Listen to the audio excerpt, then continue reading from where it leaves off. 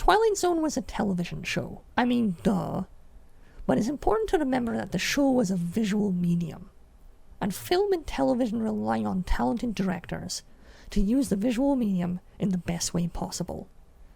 It was the director's job to transform the writer's written vision into something the audience could be gripped by. Some succeeded greatly, others not so much.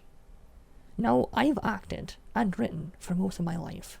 I get those crafts. But I'm not a cinematographer or a director. That isn't my world. So I can't approach it from the same way and with the same critical eye. Even still, it is only right that we salute the directors who brought this show to life. I'm the guy who wears a hat, and here is my director retrospective.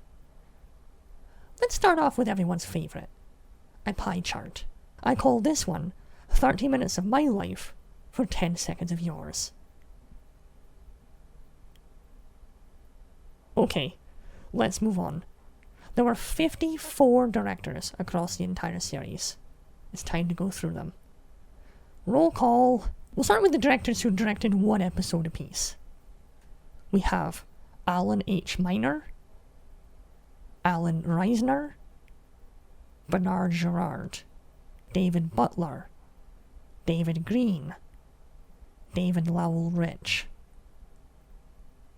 Don Weiss, Harold Schutzer, Ida Lupino, Jacques Tournier, Norman Z. MacLeod, Paul Stewart, Ralph Nelson, Ralph Sineski, Richard C. Sarafian, Robert Ellis Miller, Robert Enrico, Robert Gist, Roger Kay, Ron Winston,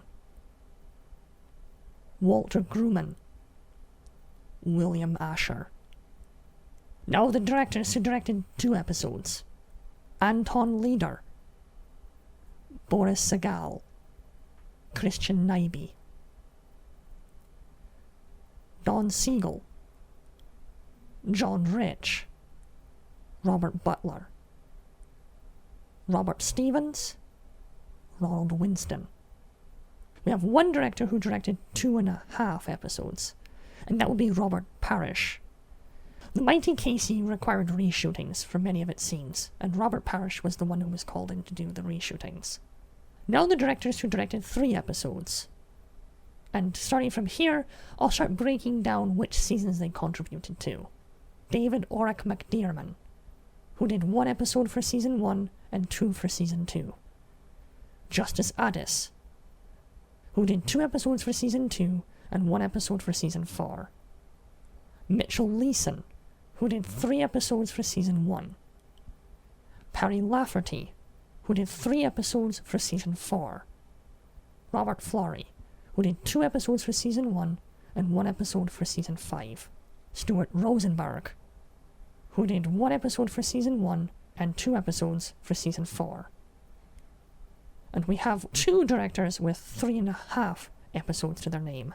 Alvin Ganzer, who did 4 episodes for season 1, one of which was Mighty Casey, who had many of his scenes reshot due to a change in cast. And William F. Claxton, who did 1 episode for season 1, 2 episodes for season 3, and shares another episode of season 3 with another director.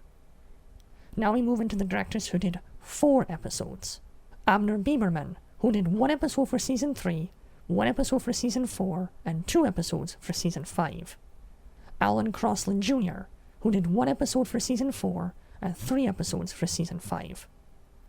Elliot Silverstein, who did 1 episode for season 2, 2 episodes for season 3, and 1 episode for season 5.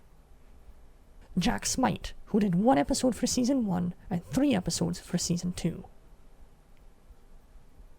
Joseph M. Newman, who did 4 episodes for season 5. Ted Post, who did 1 episode for season 1 and 3 episodes for season 5. Now we move on to the directors who did 5 episodes each.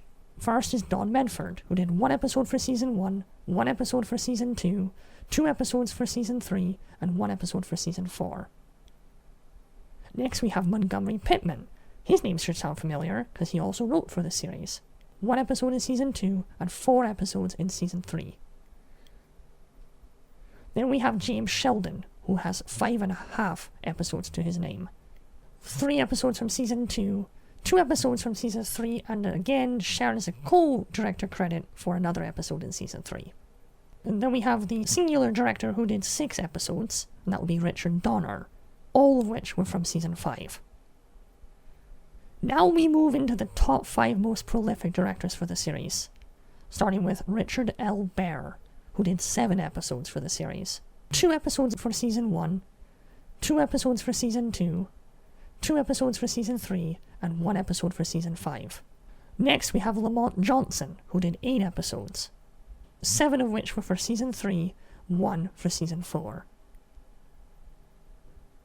Now we have a tie for 3rd and 2nd place, but I'll go in alphabetical order, starting with Buzz Kulick, with 9 episodes to his name, 5 episodes for Season 2, 2 episodes for Season 3, and 2 episodes for Season 4.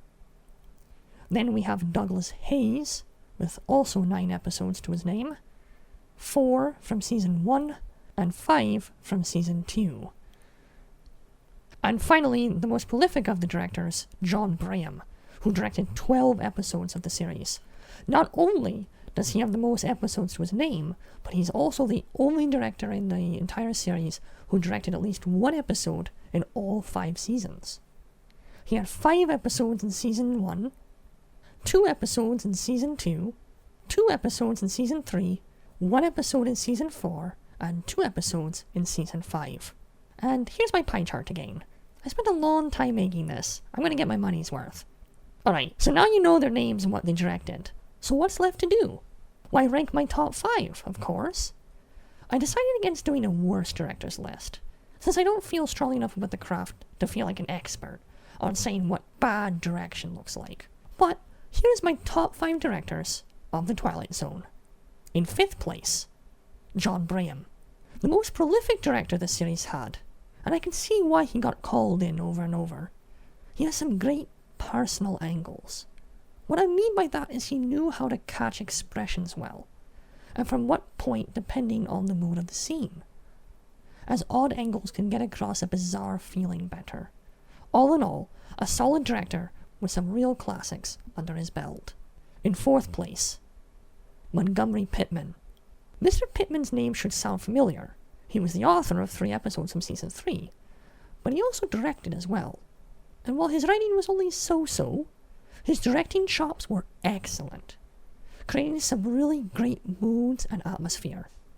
He had a real handle on sweeping shots and being able to establish the world that was around our characters. That's tough to do in 20 minutes, but he pulled it off every time. In 3rd place, Robert Enrico. I hope you don't feel like this is cheating, because he only directed 1 episode. But come on, this was a visual treat. He employed some incredibly unique and bold choices. Visual and auditory slowdown, disturbing close-ups, and my favourite, complete and absolute silence. This was a moving painting, and Mr. Enrico was talented with his brush. In 2nd place, Lamont Johnson. So many of Lamont Johnson's tales dealt with heavy drama. 5 characters in search of an exit, Nothing in the Dark, Kick the Can. The list goes on. Yeah, he was associated with a few duds like 4 O'Clock, but those were still well done visually, with dynamic angles and a cool visual effect at the end when he shrunk. When he was at his best, you could count on Mr. Johnson's work to hit hard and heavy. And the best director of The Twilight Zone is Douglas Hayes. There was never any doubt who was keen behind the camera. We didn't get Mr. Hayes for too long, only directing episodes in the first 2 seasons. But boy, are they a treat.